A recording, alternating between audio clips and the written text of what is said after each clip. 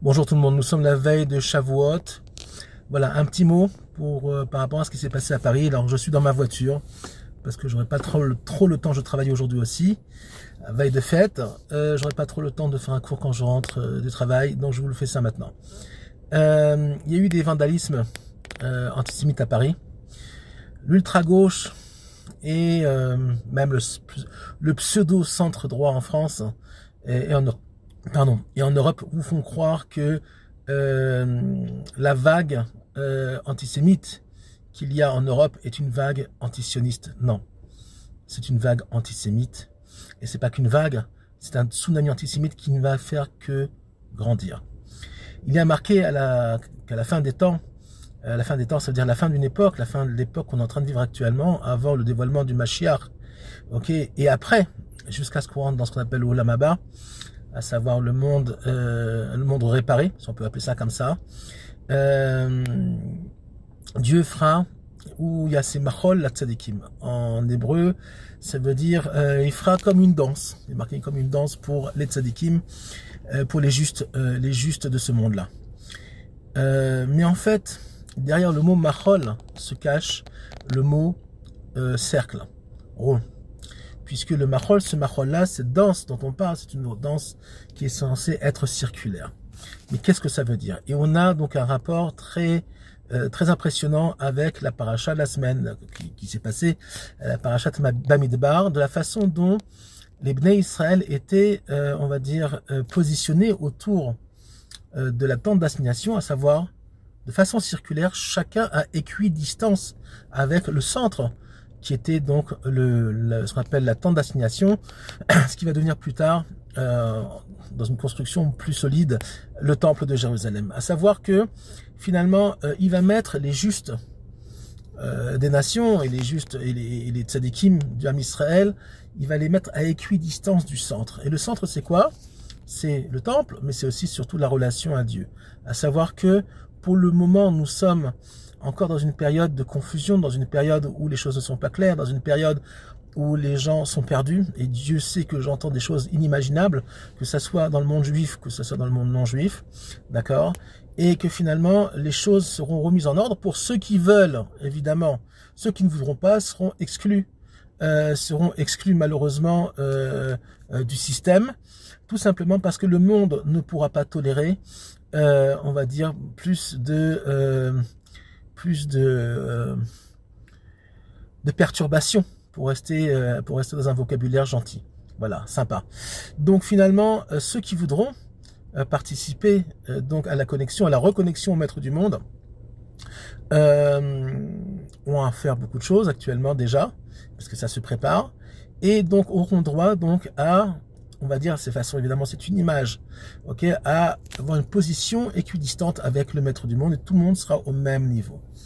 Maintenant, qu'est-ce que ça veut dire dans notre époque?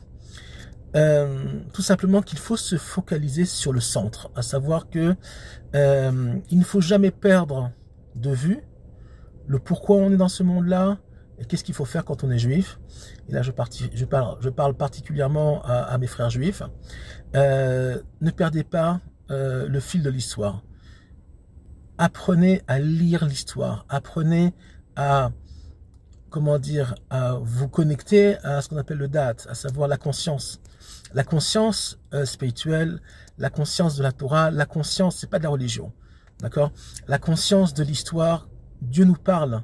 L'antisémitisme est une forme de communication par Dieu. Vous savez que quand on communique avec quelqu'un, il y a deux façons de communiquer. Il y a la communication proche, ok, et il y a la non-communication, à savoir la déconnexion. La déconnexion est aussi une forme de langage. Et je vais vous donner un petit exemple.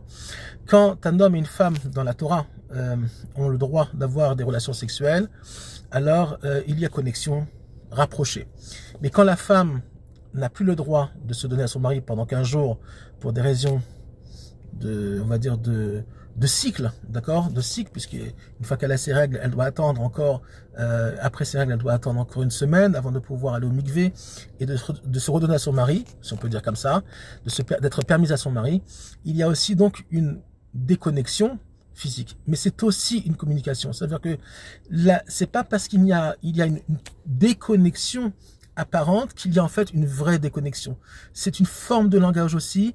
La connexion comme la déconnexion, même quand quelqu'un vous fait la tête parce qu'il est fâché avec vous, c'est une forme de connexion. C'est-à-dire que finalement, il vous parle. Je suis pas content. Je voudrais que tu m'as pas compris ou tu m'as pas comprise, etc., etc. Donc finalement, ce qui se passe actuellement, à savoir que l'antisémitisme dans le monde, et c'est pas de l'antisionisme, hein, c'est de l'antisémitisme, est une forme de déconnexion au maître du monde, mais c'est en fait la plus grande déconnexion. Dieu nous parle, Dieu nous dit, écoutez, vous avez un rôle à jouer dans ce monde-là, vous ne le jouez pas.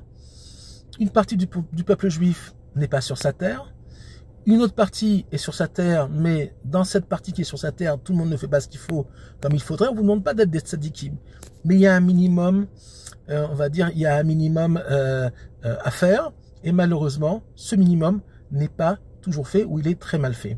Donc finalement, et c'est dans tous les milieux, c'est pas que dans les milieux, je parle même dans les milieux de Torah, même dans les milieux dans tous les milieux, il y a des choses à faire, des choses à réparer, et il faut le faire. Et c'est Dieu qui nous parle. Si on était tous dans la Torah comme il faut, il n'y aurait pas de guerre, d'accord? Il n'y aurait pas, on va dire, de ralentissement vers la rédemption finale. Maintenant, les guerres d'Israël sont une forme de communication aussi entre le ciel et la terre. À savoir que les guerres, malheureusement, je parle même des guerres physiques, d'accord, pas que les guerres spirituelles, les guerres physiques font partie, le Rav Kook en parle énormément dans Oroth, font partie, on va dire, de malheureusement la réparation du monde, et le monde ne peut pas être réparé uniquement avec des fleurs et des jolis mots. Il y a dans ce monde-là énormément de mal, j'ai pas besoin de vous l'expliquer, vous voyez tous les jours. Il y a des pédophiles, il y a des assassins, il y a des peuples qui sont toxiques pour l'humanité. Il y a beaucoup de perturbations, il y a beaucoup de choses à, on va dire, éliminer de la surface de la Terre. Alors là, on rentre dans un danger monumental, puisque justement, les nazis, à l'époque, Chazé Shalom, les nazis avaient décidé que les juifs, les gitans, les homosexuels, faisaient partie justement de ces choses-là à éliminer pour un monde meilleur. Et évidemment, on réussit malheureusement en partie à éliminer une très grande partie du peuple juif, pratiquement 50% du peuple juif a été éliminé, malheureusement assassiné lors de la Shoah. Mais ils l'ont fait de façon, on va dire, extrêmement, on va dire, centralisée sur leur idéologie. C'est pas ce que la Torah dit. La Torah vous dit, l'islam pense pareil, même les chrétiens pensent pareil. D'accord, tout ce qui n'est pas catholique ou protestant, à l'époque en tout cas, aujourd'hui ça s'exprime différemment, doit être éliminé. Aujourd'hui ça passe par le wokisme, ça passe par tout ce qui n'est pas comme moi doit être éliminé. C'est pas ce que la Torah dit, c'est pas ce que Dieu veut. Dieu dit toutes les nations du monde ont une place dans ce monde-là, mais et chacun doit exprimer le divin à sa façon, mais attention. À sa façon ne veut pas dire suivant des dogmes qui sont faux, ok, comme le culte statuaire ou des extrêmes comme l'islam et d'autres. Non, il y a un équilibre à mettre en place, et cet équilibre-là, on l'apprend par le biais de la Torah. À savoir que la Torah, la vraie Torah, je ne parle pas de la Torah des extrêmes. Et il faut comprendre ce que c'est les extrêmes. Les extrêmes, ça veut dire pas faire Shabbat. Quand je dis l'extrême, c'est pas ceux qui font Shabbat. Non, excusez-moi. C'est pas l'idée. Je suis confus par rapport à ce que je voulais expliquer. Je vais essayer de l'expliquer différemment. La Torah des extrêmes, c'est pas uniquement ceux qui font Shabbat comme à l'Alacha. Ça, c'est pas extrême. Ça, c'est normal. Mais après, il y a dans ceux qui font, on va dire, la Torah d'une façon orthodoxe, un comportement parfois, pas toujours, heureusement d'ailleurs, d'exclusion par rapport à ceux qui sont pas comme eux. C'est pas de ça qu'on parle. Il y a un minimum commun pour les nations du monde. Il y a les 7 lois de Noé, ce qu'on appelle les Noachides, d'accord. Et c'est ça que les nations du monde doivent réaliser. À savoir que essentiellement, on ne tue pas, ne vole pas, etc. Mais surtout, surtout, avoir, on va dire, une connexion à Dieu où on a conscience qu'il n'y a qu'un Dieu. Il n'a pas été fait ni de chair ni de sang, parce que c'est pas possible. Et que finalement, la centralité du divin dans ce monde-là passe par, on va dire, une relation à lui qui est, donc, comme je viens de le dire, et de le répéter 10 fois, équilibrée. Et ça, les maîtres d'Israël, on va dire, ont reçu par tradition, on va dire, comment dire, la solution, la façon d'être, même pour les nations du monde. Il suffit de demander. D'ailleurs, il y a un mouvement dans le monde qui s'appelle le mouvement Noachid. Dans le milieu francophone, il est dirigé par le Rav Uri Cherki. Il y a eu déjà des mariages Noachid dans le monde. J'ai des élèves j'ai un séminaire pour femmes. J'ai une élève Noachid et donc je suis au courant de ce qui se passe. Il y a un réveil dans le monde entier. On ne demande pas les gens n'ont pas besoin de se convertir. C'est pas les juifs et personne d'autre. C'est pas ça on n'est pas comme les musulmans, on n'est pas comme les chrétiens, d'accord? Non, il y a en tout cas les chrétiens à l'époque. Aujourd'hui, la chrétienté a disparu. Ok, c'est une chrétienté qui est perdue, qui a perdu ses valeurs, puisqu'aujourd'hui le Vatican a reconnu beaucoup de choses qui sont on va dire, je vais pas trop rentrer dans les détails pour pas froisser les gens, mais qui n'ont plus rien à voir avec le christianisme même d'origine. On est dans une confusion complète. Le Vatican aujourd'hui n'a plus rien à voir avec, on va dire, les chrétiens d'origine. Donc finalement, parce qu'il y a des histoires politiques derrière, des histoires d'argent, c'est très complexe. Et donc aujourd'hui, chaque pape qui monte au pouvoir, si on peut dire comme ça, est un pape politique, mais n'est plus un pape, même s'il a une image de pape, on va dire, religieux. Ce ne sont plus que des dirigeants politiques qui ont des intérêts à protéger. Donc finalement, tout ça va disparaître, le Vatican va sauter, l'islam tel qu'il est actuellement va sauter, et le maître du monde, par le biais du Mashiach, va nous permettre, nous, en tant que nation d'Israël et les nations du monde, qui voudront, on va dire, se connecter au Dieu vivant, qu'on appelle en français, pourront, on va dire, tout doucement être rééduqués de façon progressive, de façon douce et aimante, et finalement d'une façon générale, on va dire comme ça, le monde va s'améliorer, le monde va rentrer dans une phase plus paisible. Il n'y aura plus de guerre, il n'y aura plus de problèmes économiques.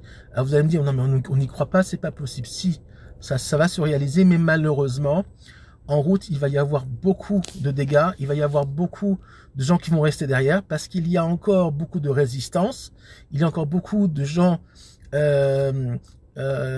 qui sont coincés dans une vision, on va dire, spirituelle du monde qui est erronée, pour être gentil. Voilà. Donc je souhaite à tout le monde une bonne fête de Shavuot, une fête de Matan Torah, avec une Torah équilibrée, une Torah de paix, une Torah d'amour. Une Torah d'amour, ça ne veut pas dire qu'on doit se laisser assassiner, ça ne veut pas dire qu'on ne doit pas se battre, ça ne veut pas dire que malheureusement, encore pour le moment, on n'a pas de combat à mener, même sur les frontières d'Israël. La guerre, malheureusement, nous est imposée, parce que si on la faisait pas, eh ben, on serait déjà plus là depuis très longtemps, d'accord? Et le retour d'Israël sur sa terre passe aussi par une phase, on va dire, matérielle, qu'on appelle Mashiach ben Yosef, à savoir la reconstruction matérielle.